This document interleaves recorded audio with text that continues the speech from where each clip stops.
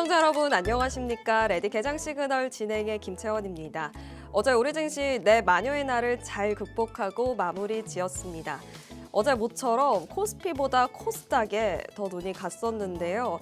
반도체 대형주보다 소부장 쪽에 매기가 쏠리면서 매수 사이드카가 발동되는 날이었습니다. 원익 IPS 주석 엔지니어링 정말 잘 가더라고요. 아무래도 반도체 수출입 데이터를 확인한 후 출발을 했기 때문이겠죠. 반도체 이야기를 할 때마다 참 든든하고 좋은 이야기 위주로 전달해 드리는 것 같아서 기분이 참 좋은데요. 전년 동기 대비해서 200% 상승을 했다라는 숫자를 확인했습니다. 그 영향으로 전반적으로 SK 하이닉스가 강했지만 시장이 강했던 만큼 오늘도 기대해 볼 수 있을 것 같은데요. 뉴욕 증시도 좀 좋은 흐름을 보였습니다. 오늘 마이크로소프트 그리고 일부 소프트웨어단을 제외하고는 모두 기술주가 상승을 했고요. 특히 마이크론이 11% 폭등한 채 마감을 했습니다. 그 영향으로 프리장에서 지금 대형주 중심으로 흐름이 굉장히 긍정적인데요. SK 하이닉스가 8% 상승, 삼성전자가 7% 급등 양상을 보이면서 출발을 준비하고 있습니다. 장중 흐름도 계속 체크해 보셔야 할 것 같은데요. 오늘 저녁이죠. 뉴욕 증시에서는 나스닥에서는 스페이스X IPO 드디어 시작합니다. 청약가가 $135, 우리 돈으로 25만 원 정도인데요. 장중 변화가 있을 수 있기 때문에 이 점 유의해 보셔야 하고요. 일부 외신에서는 $600를 넘어갈 수도 있다, 이렇게 불리시한 전망도 내놨다는 점 참고해 보시면 좋을 것 같습니다. 그래도 긍정적인 재료들 보면서 오늘 우리 증시 금요일을 좀 맞이할 수 있을 것 같은데요. 계속해서 레디 개장 시그널과 어떤 흐름 보이는지 참고해 보시면 좋을 것 같습니다. 오늘도 금요일인 만큼 세력 차트 매매법의 대가 김도준 전문가님과 함께할 예정입니다. 30년 동안 세력의 지문을 연구해 오신 분입니다. 오늘도 어떤 종목에 세력의 지문들이 있을지 함께 살펴해 보도록 할게요. 그렇다면 본격적인 시작에 앞서 간밤 미증시 상황 그리고 어제장 뉴스들 만나보고 돌아오도록 하겠습니다. 안녕하세요. 미국 증시 마감 시황 전해드릴 캐스터 안신영입니다. 간밤 뉴욕 증시는 중동 리스크 완화 기대감에 힘입어 일제히 상승 마감했습니다.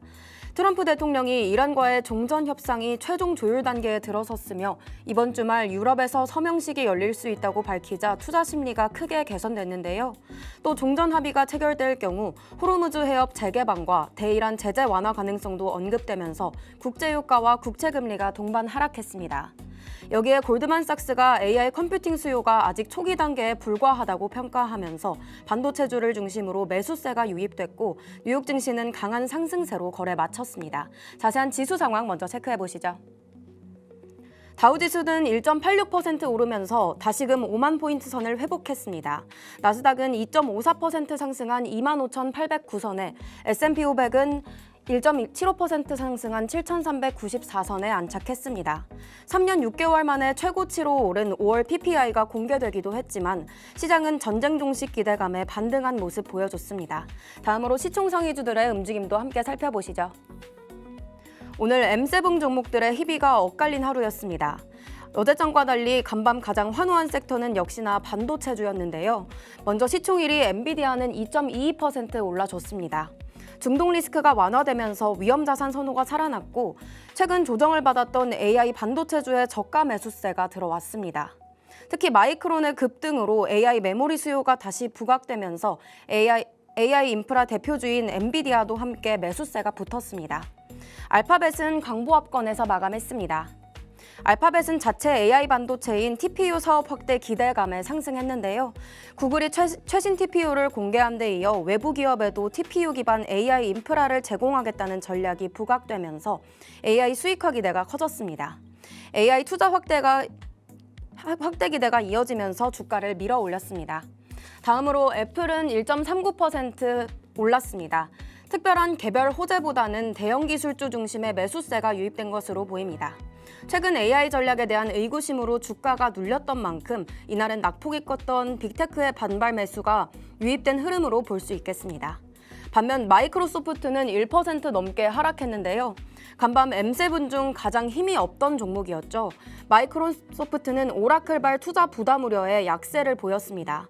오라클이 AI 인프라 확대를 위해 공격적인 자본 지출 계획을 내놓자 클라우드 업종 전반의 수익성 우려가 커졌습니다. 최근 주가가 단기 반등했던 만큼 차익 실현 매물도 함께 출회된 것으로 보입니다. 아마존은 1% 넘게 상승해줬습니다. 기술주 반등에 동참한 데다 AWS를 중심으로 한 AI 클라우드 수요 기대가 다시 살아났습니다. 다만 대규모 설비 투자 부담은 여전히 남아있어 상승폭은 반도체주보다는 제한적이었습니다. 브로드컴은 3% 넘게 뛰었습니다. 최근 실적 발표 이후 AI 반도체 매출 전망이 시장의 높은 기대에는 못 미치면서 주가가 크게 밀렸는데요. 이날은 반도체주 전방이 반등했습니다. AI 맞춤형 칩과 네트워크 반도체 수요가 여전히 견조하다는 점도 매수세를 자극했습니다. 테슬라는 4.6% 급등했습니다. 테슬라는 오늘장 가장 큰 주가 반등을 보여줬는데요. 간밤 미국과 이란의 합의가 타결될 것이라는 보도 소식에 4% 넘게 주가 반등에 성공했습니다. 로보택시와 자율주행 기대감이 다시금 부각됐고 성장주 전반의 투자 심리가 개선된 점도 호재로 작용했습니다. 여기에 최근 조정으로 가격 부담이 낮아졌다는 인식이 더해지면서 단기 매수세가 몰렸습니다. 메타는 소폭 하락했습니다. 기술주 전반이 강했지만 메타는 AI 인프라 투자 확대에 따른 비용 부담이 더 크게 반영됐습니다. 마이크론은 무려 11% 넘게 상승했습니다. AI 서버에 들어가는 고대역폭 메모리, HBM 수요가 계속 강하다는 기대가 다시 살아났습니다. 반도체주들의 반등 성공에 마이크론 역시 주가 끌어올렸는데요. 마이크론은 AI 서버용 HBM 수요 확대 전망과 골드만삭스의 AI 성장 낙관론에 힘입어 무려 11% 넘게 반등에 성공했습니다. 마지막으로 버크셔 해서웨이는 강보합권에 마감했습니다. 또 오늘은 현지 시간으로 금요일 스페이스X의 상장을 앞두고 우주항공 섹터 종목들 역시 일제히 반등한 하루였습니다. 다음으로 국제유가의 움직임도 함께 살펴보시죠. 미국과 이란의 종전 합의 속에 국제유가는 하락했습니다. 트럼프 대통령이 이란 공격 계획을 취소하겠다고 밝혔습니다. 트럼프 대통령은 종전 협상 가능성을 언급하기도 했는데요. 이 소식에 중동 원유 공급 사실 우려가 완화됐고 국제유가는 장중 큰 폭 내렸습니다. WTI는 4% 가까이 내린 86달러 선에, 브렌트유는 4% 넘게 내린 89달러 선에 거래 마쳤습니다. 다음으로 금은 시세 함께 살펴보겠습니다. 금과 은값은 동반 상승했습니다. 중동 정세가 완전히 해소되지 않은 가운데 달러 약세와 금리 하락이 안전자산 수요를 자극했습니다. 특히 은 가격은 산업용 수요 기대까지 더해지며 강세 흐름을 이어갔습니다. 금선물은 2.4% 오른 4,233선에, 은선물은 3.95% 오른 67달러 선에 안착했습니다. 네, 지금까지 미증시 마감 상황 전해드렸는데요. 오늘 시장은 중동 리스크 완화 기대감이 모든 재료를 압도한 하루였습니다. 국제유가와 금리 하락이 증시 상승을 이끌었는데요. 여기에 AI 투자 기대감까지 더해지며 기술주 랠리가 이어졌습니다. 시장은 다음 주 연준 회의를 주목하고 있는 상황입니다. 지금까지 미국 증시 마감 상황 전해드렸습니다. 안녕하세요. 개장 전 체크포인트 전해드릴 캐스터 조민영입니다. 연일 상승세를 이어가던 우리 증시가 좀 주춤하면서 이 시장의 시선은 다시 한번 상승 동력을 얻기 위한 재료에 쏠리고 있는데요. 이 간밤 시장에서는 어떤 이슈들이 있었는지 또 개장 전 반드시 체크해보셔야 할 포인트 3가지 함께 짚어보도록 하겠습니다.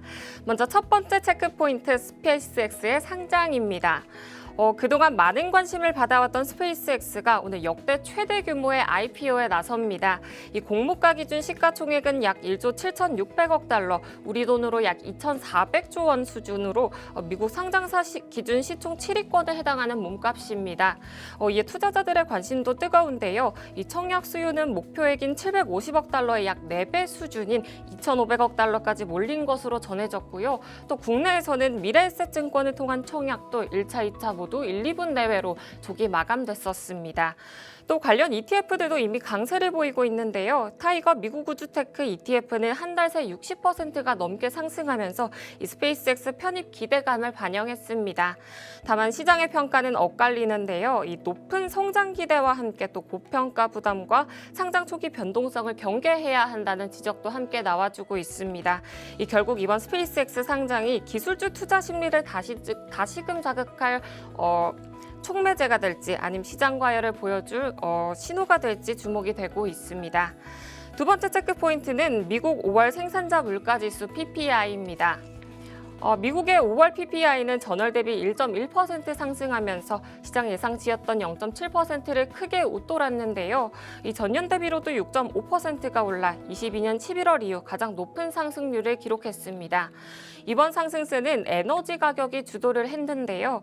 이 호르무즈 해협 봉쇄 우려와 또 원유 공급 차질 가능성이 유가를 끌어올리면서 물류비와 운송비 부담까지 확대된 것으로 풀이됩니다. 이 전날 CPI에 이어서 PPI까지 높은 수준을 보이면서 이 시장에서는 인플레이션 재확산 우려에 더해서 또 연준의 금리 인하 기대가 더 약화될 수 있다는 그런 점을 주목하고 있습니다. 네, 마지막 체크 포인트는 이 B2 과열에 따른 가계대출 증가와 또 반대매매 리스크입니다. 어제 한국은행이 발표한 5월 금융시장 동향에 따르면요, 이 지난달 은행권 가계대출은 전월보다 6조 9천억 원 증가했습니다. 특히 눈에 띄는 건 신용대출과 마이너스 통장을 포함하는 기타 대출인데요. 이 기타 대출은 한 달 새 3조 7천억 원이 늘어난 240조 2천억 원을 기록했고요. 이거는 21년 4월 이후 약 5년 만에 가장 큰 증가폭입니다. 한은은 5월 들어 외국인들의 매도 물량을 개인 투자자들이 받아내는 과정에서 또 B2와 레버리지 투자 자금 수요가 커진 것으로 분석했습니다. 문제는 증시 변동성이 커질 경우입니다. 이 빌린 돈으로 투자한 물량이 많아진 상황에서 주가가 흔들리면 이 증권가가 주식을 강제로 처분하는 반대 매매가 증가하게 됩니다. 실제로 최근 3거래일 동안 발생한 반대 매매 규모는 5천억 원에 육박한 것으로 나타났는데요. 이 신용대출 변동성이 계속 커질 수 있는 만큼 B2 확대가 국내 증시에 추가 변동성 요인으로 작용할 수 있다는 점을 체크해 보셔야겠습니다.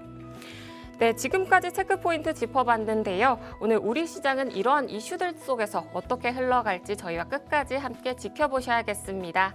저는 지금까지 캐스터 조민영이었습니다.